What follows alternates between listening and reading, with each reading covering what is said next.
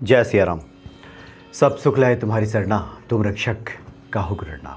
सुंदरकांड की बहुत विशेष महिमा है। सुंदरकांड के पाठ को कई प्रकार से किया जाता है। इसमें अलग अलग जो संत हैं, महात्मा हैं, जो भगवत कृपा प्राप्त व्यक्ति हैं, उन सब ने अलग अलग विधियां बताई हैं और श्रद्धा विश्वास से जो लोग भी करते हैं सुंदरकांड का पाठ, उसका सुफल अवश्य प्राप्त हो जाता है।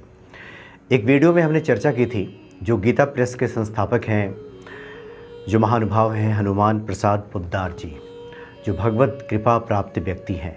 और कोई इस प्रकार के जो व्यक्ति हैं, अगर कुछ बता रहे हों और श्रद्धा भाव से अक्षरशः उनकी बात को सत्य मानते हुए, विश्वास करते हुए उस पर अमल किया जाए, चला जाए, तो निश्चित तौर पे उसका जो प्रतिफल है, सुफल है, हमें प्राप्त हो ही जाता है। चूँकि महाजनों येन गतः स पंथा, जिस रास्ते से महाजन जाएं, मतलब बड़े लोग जाएं, उसका अनुसरण अगर किया जाए, उस रास्ते पे चला जाए, तो वैसे भी सब अच्छा ही होता है। तो दरअसल एक भक्त ने उस समय कुछ भेजा था मेरे पास कि ये हनुमान प्रसाद पोद्दार जी ने बताया है, ये है। तो ये जो एक पुस्तक है हनुमान प्रसाद पोद्दार जी की लिखी हुई, परमार्थिक और लौकिक सफलताओं के कुछ सरल उपाय, ये इसी पुस्तक से लिया गया है। इस पुस्तक को फिर हमने भी मंगवाया। गीता प्रेस में आप बात करेंगे तो मिल जाएगा।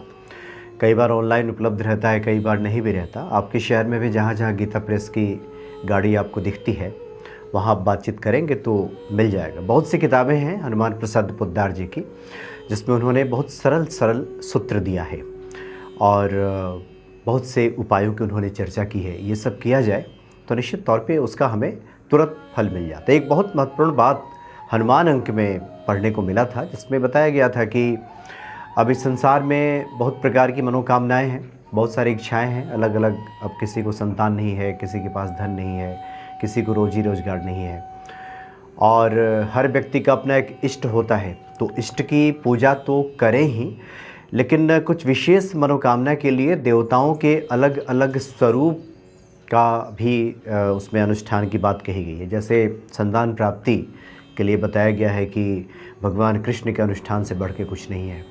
संकट है जीवन में, तो हनुमान जी के अनुष्ठान से बढ़ के क्या हो सकता है। हालांकि सभी देवता सब प्रदान कर देते हैं, लेकिन इसमें आप अगर गीता प्रेस द्वारा लिखित पुस्तकों का अध्ययन करेंगे तो इसमें भी संतों का ऐसा मत है कि अलग अलग विशेषाधिकार, क्षेत्राधिकार है देवी देवताओं के अलग अलग स्वरूपों का। अगर गृहस्थ जीवन में सुख शांति चाहिए तो भगवान जो शिव हैं और माता पार्वती, इनके अनुष्ठान की बात की गई है। तात्पर्य यह है कि ये मन में नहीं लाना चाहिए कि हनुमान जी हमारे इष्ट हैं और संतान प्राप्ति की बात हो रही है और कोई कहे कि भगवान कृष्ण के अनुष्ठान आप कीजिए, तो फिर व्यक्ति सोचने लगता है कि नहीं नहीं, हम तो हनुमान जी का ही करेंगे। ठीक है, इष्ट को तो हमेशा सुमिरन करते रहना चाहिए, ध्यान में रखना चाहिए। हनुमान जी के भी कई उपाय हैं, लेकिन कुछ विशेष मनोकामना के लिए अलग अलग देवी देवताओं की बातें होती हैं, और इसी की बातें उन्होंने इस पुस्तक में भी की हैं। अलग अलग अनुष्ठानों की उन्होंने चर्चा की है, जिसका समय समय पे हम बात करेंगे। इसमें जीवन के लगभग जो समस्याएं लोगों की रहती हैं, लगभग उन्होंने सबकी बातें इसमें एक समाहित करती हैं कि कोई भी जो गृहस्थ है, जो अपने कर्म को करते हुए अगर उसके जीवन में कोई परेशानी है, रास्ता नहीं मिल रहा है, तो या तो वो स्वयं कर ले, सक्षम है तो, और नहीं तो फिर किसी योग्य व्यक्ति को, योग्य ब्राह्मण को, कोई जानकार को, उनसे बात करके वो करवा ले तो ठीक है। और जिससे करवाए उनकी भी योग्यता बताई गई है इस पुस्तक में कि जिनसे कराएं वो भगवत प्रेमी होना चाहिए। जो व्यक्ति आपका पाठ करे, जो आपके लिए अनुष्ठान करे, या फिर जो आपका अनुष्ठान बताए, उसका भी तो प्रेम होना चाहिए, मशीनी नहीं। उसको भी सद आचरण वाला होना चाहिए, चरित्रवान होना चाहिए। ये सब कुछ शर्तें होती हैं, तो वो सब अगर पूरा कर दिया जाए तो जो ईश्वर की कृपा है वो तुरंत प्राप्त हो जाती है, और सांसारिक अर्थों में कहें तो मनोकामना जल्दी पूरी हो जाती है। एक बहुत ही महत्वपूर्ण बात उन्होंने जो सबसे आखिर में लिखा है कि अनुष्ठान मंत्र प्रयोगों के विषय में उन्होंने कुछ निवेदन किया है पाठकों से, भक्तों से। जो उन्होंने देखा है, समझा है कि बहुत से लोग जो पाठ करते हैं, कोई अनुष्ठान करते हैं, उनको क्या करना चाहिए। क्योंकि मन में कई तरह की बातें आती हैं। इन्होंने जो लिखा है उसका शुरू में संक्षेप में हम कुछ बता देते हैं, इससे बहुत स्पष्ट हो जाएगा कि अगर किसी कारण से विलंब हो रहा है मनोकामना पूर्ति में, समय लग रहा है अगर, तो क्या करना चाहिए। बहुत बार लोग छटपटा के, हड़बड़ा के, छोड़ छाड़ के सब भाग जाते हैं, अविश्वास करने लगते हैं। तो उन लोगों के लिए बहुत इसमें गहरा सूत्र है कि तुरंत मिल जाएगा, बस बल्कि मिलने वाला ही होता है कि उसके पहले वो चाटन पकड़ लेता है। अब जैसे कोई पत्थर तोड़ा जा रहा हो, अब 5 हथौड़ा किसी ने मारा और वो छठे पे टूटने वाला था, और 5वें पे मार के कहा कि नहीं नहीं, ये मारने से कुछ नहीं होता, ये नहीं टूटेगा, ये जिसने बताया सब बेकार है, ये टूटेगा नहीं। लेकिन जबकि वो छठा हथौड़ा मारता तो टूट जाता। कुछ इस तरह की बातें इन्होंने इसमें की हैं। इन्होंने लिखा है कि यहाँ जितने भी अनुष्ठान या मंत्र प्रयोग लिखे गए हैं सभी सत्य हैं, फलदायक हैं। ये पहला विश्वास तो ये करना होगा। श्रेष्ठ हैं, इनमें से कई तो विश्वस्त लोगों के द्वारा बार बार अनुभूत हैं। जो विश्वस्त लोग हैं, जो साधक हैं, उनके द्वारा अनुभूत हैं, मतलब उन्होंने इसको करके देखा है, उसका रिजल्ट आया है। ये जितने उपाय इसमें दिए गए हैं सबका रिजल्ट आया है, ये करके देखा गया। ऐसा नहीं कि अंधेरे में तीर चलाया जा रहा है, सब करके देखा गया है, सबका रिजल्ट आया है। तथापि कहते हैं कि फिर भी यह निश्चित रूप से नहीं कहा जा सकता कि यह सबको समान रूप से फल देगा ही या तत्काल फल दे देगा। एक समान फल नहीं मिलता लोगों को, और तत्काल भी नहीं मिलता। किसी किसी केस में धीरज रखना पड़ता है, धैर्य रखना पड़ता है। तत्काल फल न हो तो बार बार प्रयोग करना चाहिए।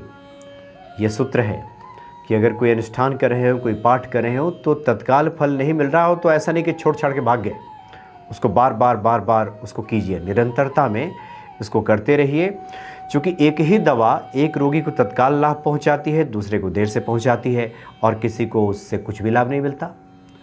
इस प्रकार देवता की जो आराधना है, कोई अनुष्ठान है, ये भी कई बार होता है कि प्रारब्ध की सहज, कठिन और अत्यंत प्रबल प्रतिबंधकता के कारण, मतलब क्या हुआ कि प्रारब्धवश कुछ इस प्रकार की त्रुटियां भी हैं, पूर्व जन्म के हमारे बहुत सारे ऐसे कर्म भी हैं जिसकी वजह से ये विलंब दिखाई दे रहा होता है। लेकिन इससे परेशान होने की आवश्यकता नहीं है। उन्होंने एक उदाहरण दिया है कि एक बहुत प्रसिद्ध महात्मा थे, अर्थ की प्राप्ति के लिए, मैंने पैसे के लिए, रुपए पैसे की दिक्कत रहती थी। उनके माता पिता भी थे, वो चाहते थे कि उनकी सेवा करें, और इस कथा को प्रेमानंद जी महाराज ने भी कई बार इसका जिक्र किया है। जो लोग प्रेमानंद जी महाराज को सुनते हैं वो सुन चुके हैं। तो वो जो महात्मा जी थे, तो उन्होंने कहा कि हम गायत्री माता का पुरस्चरण करेंगे, और इस प्रकार से उन्होंने 24 पुरस्चरण किया। 24, कोई लाभ उनको दिखाई नहीं दिया। लगा कि ये सब किए जा रहे हैं, इसका कोई तो फल है नहीं, कोई इसका फ़ायदा नहीं है। लेकिन चूँकि बहुत विश्वासी थे, शास्त्र के प्रति विश्वास, ईश्वर के प्रति विश्वास, तो इसका नतीजा ये था कि 24 गायत्री पुरस्चरण करने के बाद भी फल नहीं मिला, कोई धन की प्राप्ति नहीं हुई, तो अविश्वास नहीं हुआ उनको, ना शास्त्र के प्रति, ना गायत्री माता के प्रति। लेकिन हाँ, ये हुआ कि समय बीता, माता पिता भी उनके गुजर गए। तब उन्होंने कहा कि अब जिसके लिए धन चाह रहे थे वो लोग तो है नहीं, कोई जीवन में है नहीं, विवाह हुआ नहीं है, माता पिता थे वो भी अब नहीं रहे, अब ये धन लेकर हम करेंगे क्या। तो उनको वैराग्य उत्पन्न हो गया। चूँकि 24 पुरस्चरण यज्ञ किया था तो हृदय में वो पवित्रता आई थी। क्योंकि प्रतिफल हम लोग तो बाह्य रूपों में देखते हैं, खोजते हैं कि भौतिक रूप में क्या प्राप्त हो रहा है, कुछ क्या मिला नहीं मिला, भीतर क्या बदला, उस पर ध्यान नहीं जाता। तो इससे हुआ यह था कि चित्त की निर्मलता हो गई थी, हृदय पवित्र हो गया था, वैराग्य उत्पन्न हो गया। तो उन्होंने क्या किया कि सर्व त्याग कर, जो कुछ भी था उनके पास सबको त्याग कर सन्यासी बन गए। और जैसे ही उन्होंने त्यागा कि गायत्री माता प्रकट हो गई और कहा कि मांगो, अब क्या चाहते हो। तो उन्होंने कहा कि माता, जब आवश्यकता थी उस वक्त आप क्यों नहीं आई, 24 बार हमने कहा। उन्होंने कहा कि देखो, तुम्हारे इस प्रकार के ब्रह्म हत्या के पाप लगे हुए थे तुम पे। इसमें गायत्री माता ने कहा कि तुम्हारे 25 ब्रह्म हत्या के पाप थे, 24 पुरस्चरणों से उनमें से 24 महापापों का प्रायश्चित हो गया था। एक पुरस्चरण और कर लेते तो सभी जो बाधाएं हैं वो मिट जाती और मैं उसी क्षण प्रकट हो जाती। लेकिन 24 करके रुक गए थे, 25वां नहीं किया, जबकि 25वें में फल मिलने वाला था। लेकिन तुमने चूँकि सर्व त्याग किया है, इसका भी बहुत बड़ा पुण्य होता है, और उस पुण्य की वजह से जो तुम्हारे पुराने जितने पाप थे उसका क्षय हो गया, सब पाप खत्म हो गया, और अब मैं प्रकट हो गई हूँ। लेकिन अब तो महात्मा बन गए थे। हृदय इतना पवित्र निर्मल हो गया था। उन्होंने कहा कि माता आप कृपा बना के रखिएगा, अब क्या मांगे आपसे, जो हमारे लिए उचित अब वही करते रहे आप, हमारी कोई मांग नहीं है। उन्होंने माता गायत्री से कहा। इससे सिद्ध होता है, हनुमान प्रसाद पोद्दार जी ने आगे लिखा है कि इससे यह सिद्ध होता है कि प्रतिबंधक की प्रबलता से देव आराधना का मनोवांछित फल तत्काल न मिलने पर भी लाभ तो निश्चित रूप से मिल जाता है, और लगातार इसको करते रहिए तो उसका फल भी प्राप्त हो जाता है। तो ये पहला काम करना चाहिए कि किसी कारण से अगर फल मिलने में विलंब हो रहा है तो लगे रहें, और लगे लगे ये होगा कि सब चीज़ें प्राप्त हो जाएंगी, जो आप चाहते हैं प्राप्त हो जाएंगी। और एक और महत्वपूर्ण बात है कि जो लोग भी पाठ करते हैं, ऐसा नहीं कि किसी ने कह दिया चलो चलो करके देखते हैं, वहाँ हमने देखा था वो फला बता रहे थे, हनुमान भक्ति पे उपाय बताया जाता है, चलो करके देखते जैसा नहीं। उन्होंने लिखा है कि भगवान कृष्ण का वचन है कि अश्रद्धा हूतम ततम तपस्तप्तम कृतम चयत असत्युच्यते पार्थ न च तत्प्रत्य नो इह। मतलब अर्जुन, अश्रद्धा से किया हुआ हवन, दिया हुआ दान, तप और किया हुआ कोई भी आप कर्म कांड करते हैं वो असत कहलाता है। उससे न तो कोई आगे फल मिलता है और न यही फल मिलता, मतलब कुछ भी नहीं मिलता। अश्रद्धा से कोई भी कार्य अगर करते हैं, पूजा पाठ करते हैं, चलो करके देखते हैं, से नहीं फल मिलता। गोस्वामी जी ने भले ही शुरू में कहा कि लोग भक्ति के प्रति अग्रसर हों कि भाव कुभाव अनख आलसहु नाम जपत मंगल दिशि दसहु। चारों दिशाओं से मंगल होगा, ये बिल्कुल सत्य है। लेकिन अगर आप कुछ चाहते हैं, जीवन की समस्याओं का निराकरण चाहते हैं, तो अश्रद्धा का कोई स्थान नहीं है, अविश्वास का कोई स्थान नहीं है। इसको असत कहा गया है, और असत से किया हुआ जो कार्य है उसका फल न यहाँ मिलता है, न वहाँ मिलता है, न ऊपर मिलता है, कहीं नहीं मिलता।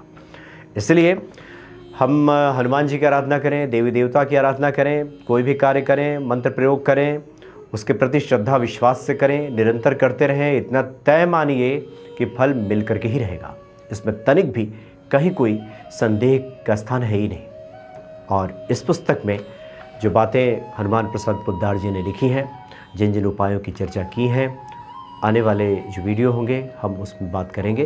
तो जिनकी जो जो समस्या है वो समस्याएं इन उपायों से जो मिलती हैं, उन उपायों को आप कीजिए, विश्वास करते हुए, हनुमान प्रसाद पोद्दार जी पर विश्वास करते हुए, हनुमान जी पे विश्वास करते हुए निश्चित तौर पे फलाफल की प्राप्ति हो जाएगी। जय सिया राम।